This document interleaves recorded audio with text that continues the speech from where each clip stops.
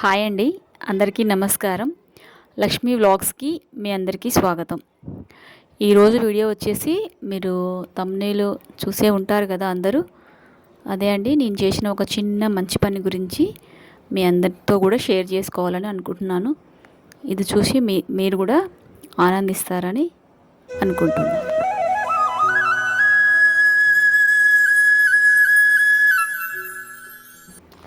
ముందుగా మీకు ఈ పని నేను ఎందుకు చేశానో చెప్తాను. ఈ సంవత్సరం మేము అయ్యప్ప మాల వేసుకున్నప్పుడు లాస్ట్లో విరుముడి టైంలో నేను కానీ మా అత్తయ్య కానీ విరుముడి టైంలో వెళ్ళలేకపోయామండి మేము.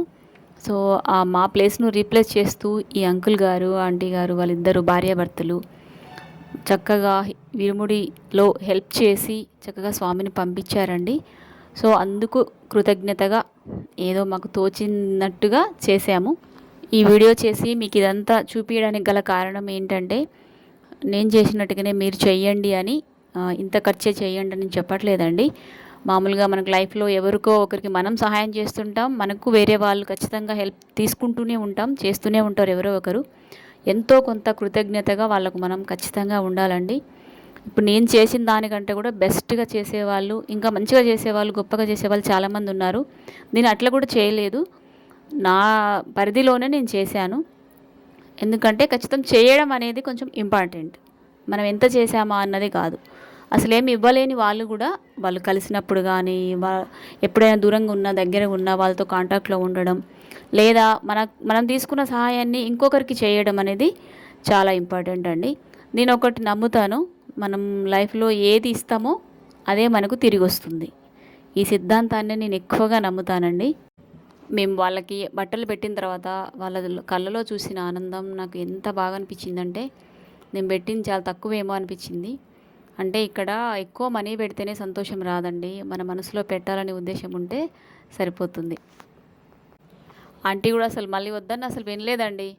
మళ్ళీ వాళ్ళ ఇంట్లో ఉన్నవి వెతికి చీర, జాకెట్, తాంబూలం మళ్ళీ ఇచ్చింది నాకు. శుక్రవారం రోజు వచ్చావమ్మా, ఖచ్చితంగా తీసుకొని వెళ్ళమని.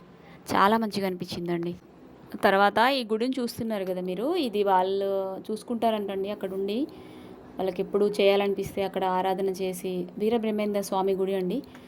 ఈ గుడిలో ఆరాధన చేసి ప్రసాదాలు అవి పెడతారంట, వీళ్ళ దగ్గర ఉండి చూసుకుంటారంట. అక్కడ ఉన్న వ్యవహారం ఏమైనా పనులు ఉంటే చూసుకుంటారంట.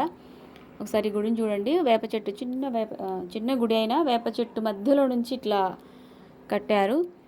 అక్కడ వాళ్ళ ఇంట్లో అయిపోయిన తర్వాత ఇక్కడికి వచ్చి ఆ దేవుణ్ణి దర్శించుకొని మంచిగా ప్రసాదం ఇస్తే తీసుకొని మంచిగా అక్కడే కూర్చొని తిన్నాము. చాలా చల్లగా ప్రశాంతంగా అనిపించింది.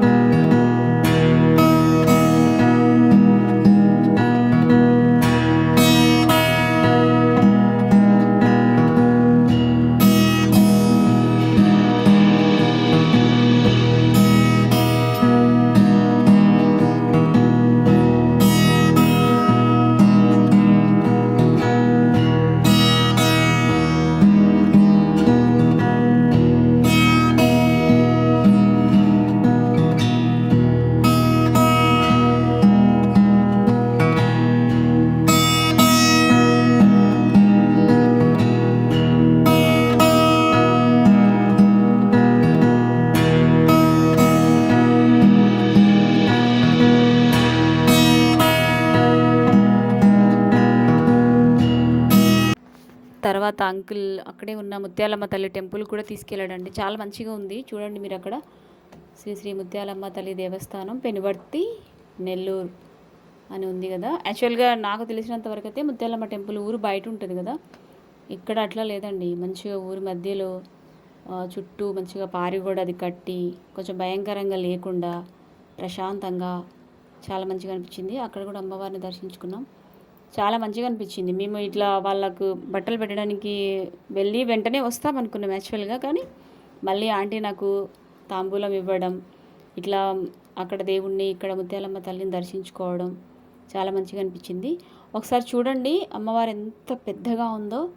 నాకైతే చాలా చాలా నచ్చిందండి. ఓకే అండి, ఈ వీడియో మీకు నచ్చిందని అనుకుంటున్నాను. మరొక మంచి వీడియోతో మీ ముందుకు వస్తాను. అంతవరకు సెలవు.